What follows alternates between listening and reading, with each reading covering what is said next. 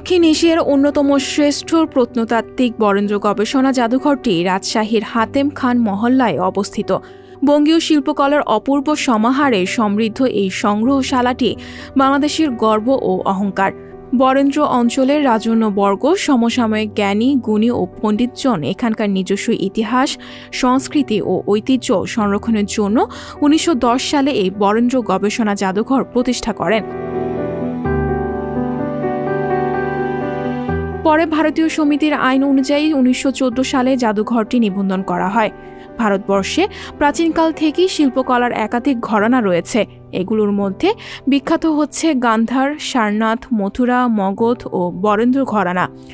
বরেন্দ্র গবেষণা জাদুঘর বরেন্দ্র ঘরানাকে প্রতিনিধিত্ব করছে।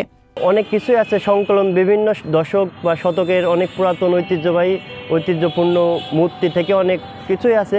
কিন্তু এই মূর্তিগুলো যেখানে রাখা হয়েছে সেই গ্যালারিগুলোতে যদি এক্সট্রা ম্যান পাওয়ার অ্যাড করা হতো গাইড দেওয়ার জন্য, যারা আমাদের ওই বিষয়বস্তু বা ওই প্রত্নতত্ত্ব বিষয় বা তাদের ইতিহাস সম্পর্কে আমাদের আরও ভালোভাবে ধারণা দিত, বিশদ ধারণা পেলে আমরা আরও জ্ঞান অর্জন করতে পারতাম।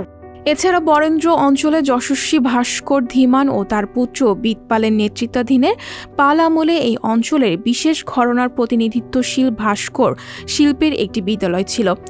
বরেন্দ্র অঞ্চলের উদ্ধার করা সিংহভাগ ভাস্কর্য এই বিদ্যালয় থেকে সৃষ্ট। বরেন্দ্র গবেষণা জাদুঘরে প্রদর্শিত সুষমা মণ্ডিত শত শত মূর্তি, রাজ্যপালের ভাতরিয়া লিপি, প্রথম মহিপালের রাজভিটা লিপি, দেওপাড়া প্রশস্তি এবং লক্ষণ সেনের বাগবাড়ি প্রশস্তিতে বরেন্দ্রের নিজস্ব শিল্পী ঘরানার যথার্থতা উন্মোচিত হয়েছে।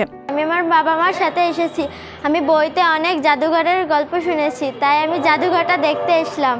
জাদুঘরে অনেক সুন্দর সুন্দর জিনিস দেখেছি আমরা। জাদুঘরটা বেরিয়ে অনেক ভালো লাগলো। আর হচ্ছে যে আমি এখানে পড়াশোনা করি, সেই মাধ্যমেই জেনেছি যে জাদুঘরটা এই জায়গাটা আছে, আর আমার ফ্যামিলি মেম্বার এসেছে, তাদেরকে নিয়ে আমি এখানে বেড়াতে এসেছি।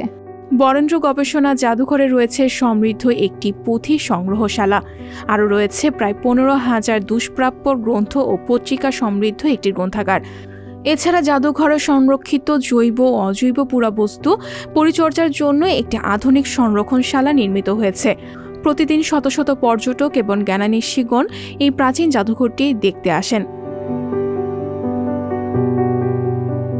সঞ্চিতা শম্পা, সংবাদ প্রকাশ।